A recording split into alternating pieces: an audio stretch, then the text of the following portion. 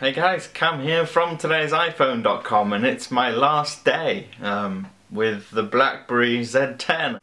I wish I could be sad. You know, it's one of those things, it's BlackBerry, before I switched to iPhone, and even during some of the time I had the iPhone, I had BlackBerries with, obviously they had physical QWERTY keyboards and stuff back then. I've still got my old Pearl sat on my desk.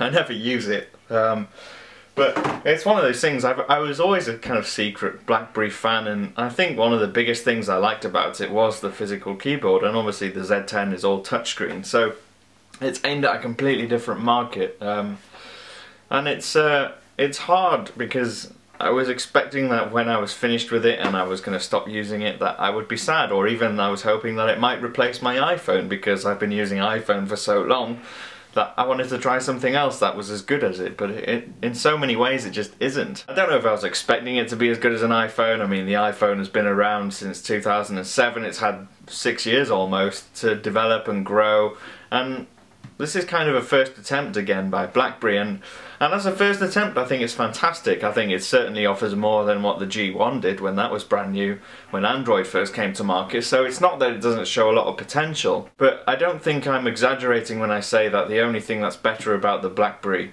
than the iPhone is possibly, or maybe two things: notifications and keyboard, and that's it. There's nothing else that it offers me that I think, oh, I'm gonna miss that when it's gone. And it's not like I hate typing on my iPhone, I just really like the predictive text feature, the SureType feature on the Z10, where it comes up with the predicted words and you can just swipe up and choose them. I think that's really fantastic. I think the screen is clear and sharp, but it's not better than the iPhone.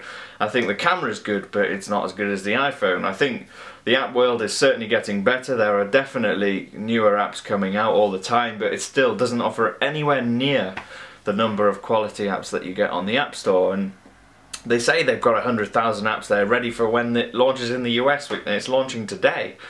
But I haven't found that many of them that are fantastic, and even some of them, like there's a BBC Sport app, and essentially all it does is it's a quick launcher that takes you to the web browser to the BBC Sport mobile page, and there's a few irritating things like that in the app world. It's got a long way to go. I don't think it's an iPhone killer, and it's certainly not a challenge to Android yet, or even Windows Phone for that matter, but I think if BlackBerry can last the next couple of years and keep developing it and keep growing it and adding new features to the software and the hardware and getting developers on board with apps, I think there's definitely a lot of promise. It's just whether or not they've got enough time to fulfill that promise, I don't know. It will definitely be a phone that pleases BlackBerry fans. There certainly are many of them out there, and I mean, you only have to look at sites like crackberry.com to know there are plenty of BlackBerry fans out there, and they will think this is the best thing since sliced bread, the way that I feel about a new iPhone when it comes out.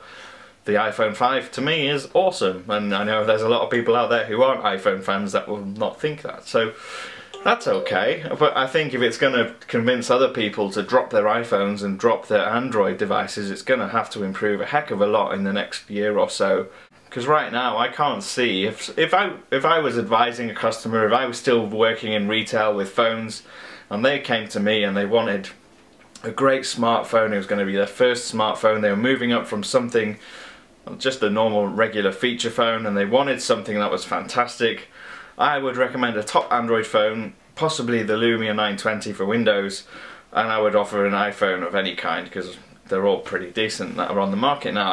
I would struggle to recommend a BlackBerry unless they wanted something that was easiest to type on. So that's it. It's a good phone, there's nothing entirely wrong with it. It's certainly in my top 5 or 6 devices on the market, but it's not good enough to be my main device, and it's on that sad note that I have to end this challenge. It's not quite good enough for me, and I don't think I'm the only one that thinks that, and yes, I'm an iPhone fan, so, you know, I'm obviously going to prefer my iPhone.